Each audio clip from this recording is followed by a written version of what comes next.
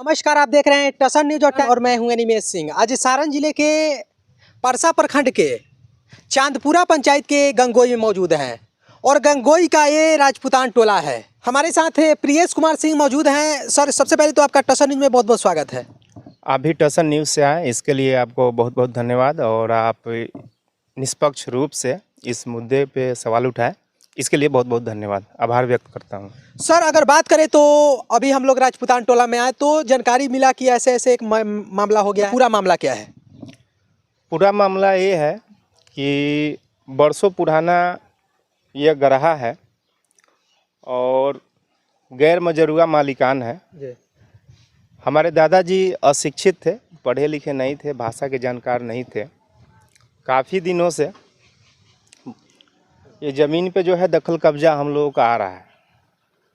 हमारे दादाजी भी रहे, हमारे पिताजी चाचा लोग भी रहे। जब से होश संभाले हैं तब से यहाँ पे सब चीज़ मेरा मौजूद है, जो कि अभी तो पोजीशन भी देख सकते हैं। पूरा बांसवाड़ी है, जैसे बगल में भूसौल है, फूस का पलानी है, गौशाला है और भूतपूर्व से इस पे जो है हम लोगों का दखल कब्जा आ रहा है। इसमें कुछ भू माफिया लोग अवैध तरीके से इसको खरीद बिक्री किए हैं, जिसकी अंचल अधिकारी के विक्रेता है उनकी जो है दाखिल खारिज को भी रिजेक्ट किया जा चुका है। इसको अस्वीकृत किया जाता है। जो भी इस ज़मीन को बेचे हैं उनका भी दाखिल खारिज रिजेक्ट है और जो खरीदे हैं उनका भी रिजेक्ट है। यानी तो आप किस आधार पे मतलब कि बता रहे हैं कि नहीं ये जो ज़मीन है हमारा ही है?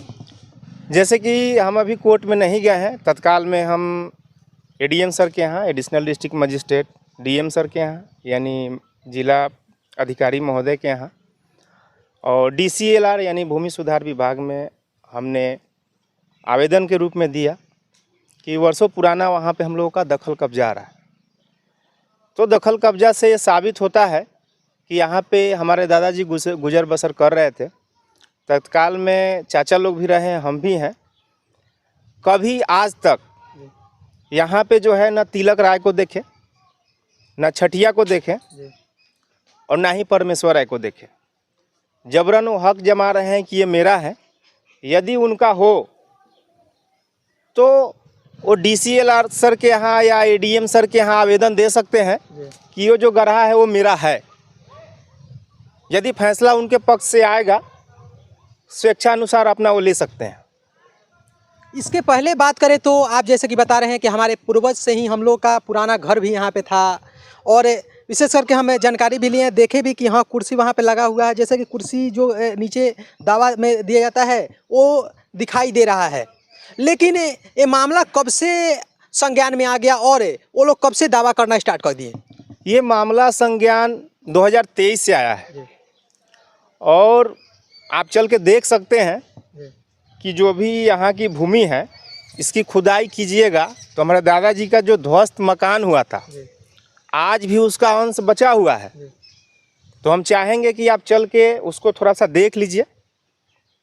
हम चलेंगे और उस मकान, जो पुराने मकान का जो दावा है, नीचे का जो कुर्सी है वो हम देखने का प्रयास करेंगे और इनसे जानकारी लेने का प्रयास करेंगे कि जैसे कि ये तो बता रहे हैं कि 2023 से मामला पूरा संज्ञान में आया हुआ है और जब से वो लोग दावा किए हैं 2023 से ही दावा किए हैं। और अभी की बात करें तो लेटेस्ट ही ये खबर है, लेकिन ये किस आधार पे बता रहे हैं कि नहीं ये ज़मीन हमारा ही है और विशेष करके इनके पास कोई डॉक्यूमेंट, कोई प्रूफ होगा उसके आधार पे ही अपना दावा कर रहे हैं और दूसरा पक्ष को निराधार बता रहे हैं। और यहाँ पे अगर देखा जाए तो यहाँ पे सामने आपको दिखाने का प्रयास करेंगे कि नीचे जो दावा का ईंट है वो लगाया गया है। जैसे कि बात करें तो ये दावा का ईंट तो ये सामने दिख रहा है, सामने इनका घर भी दिख रहा है, लेकिन इसके इधर ही ये पूरा ज़मीन जो है, ये ज़मीन कहाँ से कहाँ तक है? ये ज़मीन जो है इसी के लगभग सामने से है। अभी इसका नपीकरण नहीं हुआ है, नपीकरण होगा तो पता चल जाएगा। एक अनुमानित कहाँ से कहाँ तक पड़ेगा? अंदाज़ा यही है कि जहाँ से हम लोग खड़े हैं बस इसी के सामने से है। विशेष करके बात करें तो सीओ साहब के माध्यम से ज़मीन का जो भी मुख्य भूमिका में ब्लॉक में रहते हों सीओ साहब ही रहते हैं। और सीओ साहब के माध्यम से क्या विशेष करके आप लोग को, क्योंकि जब ये आपस में खींचतान हो रहा था उस समय सीओ साहब से आप मिले कि नहीं मिले? अंचल अधिकारी महोदय से हम मिले हुए भी हैं और उनको एक आवेदन के रूप में लिखित दिए भी हैं कि मेरे घर के पास जो दखल कब्जा आ रहा है उस पर जबरन अवैध तरीके से भू माफिया जो लोग हैं उसको जबरन कब्जा करना चाह रहे हैं, जबकि भूतपूर्व से हम लोग वहाँ पे गुजर बसर कर रहे हैं, जिसका साक्ष्य भी है। कूड़ा भी है, वो आप ही का कूड़ा है? बिल्कुल। जैसे कि कुछ शेषंग अभी गराह के रूप में है। बरसात के दिनों में जो वर्षा की पानी होती है, एक जल का ये संचय है, इसमें बारिश का पानी एकत्रित होता है और आसपास के लोगों के यहाँ कोई फंक्शन होता है या शादी विवाह होता है, रिसेप्शन होता है, बर्थडे होता है, तो उसमें जो भी जूठा काठा वाला जो पत्तल होता है तो कुछ ग्रामीण लोग जो है आसपास के इसमें डालते हैं, तो एक कूड़ादान फेंकने का ये संचय भी है। डॉक्यूमेंट जो आप लिए हैं जी, ये डॉक्यूमेंट क्या है? और डॉक्यूमेंट है कि परमेश्वर राय जमीन जो लिए हैं ये छठिया देवी से लिए हैं। मोटेशन का जो देख सकते हैं केस नंबर जो है 1576/2022-2023। और छठिया देवी भी जब ये ज़मीन ली थी तो उनका भी मोटेशन जो है बिल्कुल रिजेक्ट हुआ था, जिसका 1503/2019-2020 है। बिल्कुल देख सकते हैं, जिसमें अंचल अधिकारी के द्वारा ही रिजेक्ट किया गया है। पहले वाला जो अस्वीकृत किया गया यानी रिजेक्ट किया गया उस समय सीओ सर थे राम भजन सर। इस बार जो किए हैं, इस बार जो अंचल अधिकारी हैं और अखिलेश चौधरी सर हैं, सर्किल ऑफिसर हैं, तो इनके द्वारा भी जो है, और राजस्व अधिकारी मयंक सर हैं, आरू साहब, जिनके द्वारा जो है इसको अस्वीकृत किया गया। और विशेष कर बात करें तो बगल में एक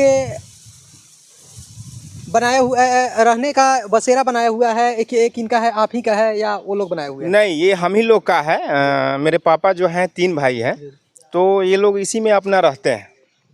यहाँ पे देख सकते हैं कि गौशाला भी है, गाय भी है, कुटी कल भी है और उधर फूस का मकान भी है।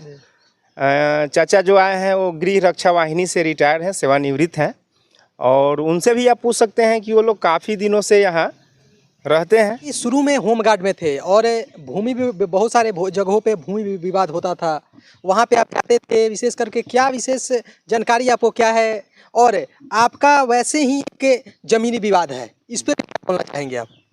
देखिए, हम अंचल अधिकारी जब रह जाते थे तो वहाँ यही प्रतीत होता था कि क्रेता और विक्रेता दोनों का दाखिल खारिज जरूरी है। साहब मांगते थे तो हम लोग अपना सुनते थे, यही प्रतीत होता था कि दोनों पक्ष का दाखिल खारिज होना चाहिए, तभी ज़मीन का फैसला होगा कि किसके पक्ष में है। दाखिल खारिज दिखाएगा तो उसका होगा। नारायण बसेरा है, कितने दिनों से इसमें रह रहे हैं आप? यहाँ तो हम मैंने जब से हुआ तब से होश हुआ उसी वक्त से हैं, मैंने चलने फिरने लगे बहुत पहले से। बाबा दादा शुरू में ऐसा कोई विवाद होता था कि नहीं? तो दूसरे पक्ष आज तक ले कुछ कहीं नहीं हुआ, अभी तक कुछ नहीं विवाद हुआ, लेकिन अब हो रहा है साल भर। अपर पदाधिकारी से क्या निवेदन करना चाहेंगे आप? अपर पदाधिकारी से क्या निवेदन करना चाहेंगे? सीओ साहब, बीडीओ साहब, जो भी अपर पदाधिकारी जमीन रिलेटेड जो भी पदाधिकारी हैं उनसे इस मैटर को, जमीन विवाद है, इसको न्यायालय में भेज दें। न्यायालय जो फैसला करेगा, जिसके पक्ष में होगा वो अपना दखल करेगा। हमारे यहाँ बाबा भी गुजर गए, दादा भी गुजर गए, हम लोग भी गुजरने के कगार पर हैं, बाल बच्चा है। जो मेरे विपक्षी हैं उनसे कोई विवाद नहीं हुआ। और यहाँ पे जैसे बांस का पेड़ पौधा है, आम का पेड़ है, अमरूद का पेड़ है, तो घर पे कोई रहता नहीं है, हम तो एम्प्लॉय हैं, तो वो जबरन तरीक़ा से आके उसको कटाई कर देता है, तो जो कि नहीं करना चाहिए। और धमकी भी दे के जाता है कि जितने झोपड़ी है, भूसौल है, सब में हम आग लगा देंगे।